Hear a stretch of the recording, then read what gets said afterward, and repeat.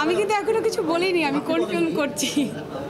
শাকিব ভাইয়ের মতো আমার অনেক দর্শক আছে, ভেরি গুড। যখন আমাদের এই দুই আর্টিস্টের দর্শক এক হয়ে যাবে তখন তো ব্লাস্ট হবে। সম্প্রতি সুপারস্টার শাকিব খান তার নতুন সিনেমা গু সোলজার কুয়ের শুটিং নিয়ে ব্যস্ত সময় পার করছেন। এই সিনেমার মাধ্যমে প্রথমবার বড় পর্দায় নায়িকা হিসেবে আসছেন ছোট পর্দার জনপ্রিয় অভিনেত্রী তানজিন তিশা। আর শাকিব খানের বিপরীতে কাজের অভিজ্ঞতা নিয়ে তিনি গণমাধ্যমে খুলে বলছেন মনের কথা।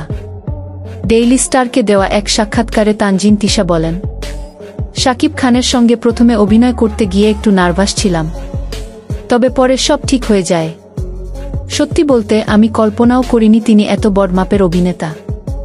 সামনে থেকে দেখে আমি মুগ্ধ হয়ে গিয়েছি। একজন সুপারস্টার কিভাবে এত নিখুঁতভাবে অভিনয় করতে পারেন তা না দেখলে বিশ্বাসই হতো না। শাকিব খানের সৌন্দর্যের প্রসঙ্গে তিশা হেসে বলেন, নিজের প্রথম সিনেমায় এমন সুদর্শন নায়কের বিপরীতে কাজ করতে পেরে সত্যিই আমি আনন্দিত। এতদিন যাদের সঙ্গে কাজ করেছি তাদের মধ্যে শাকিব খানই সবচেয়ে সুদর্শন।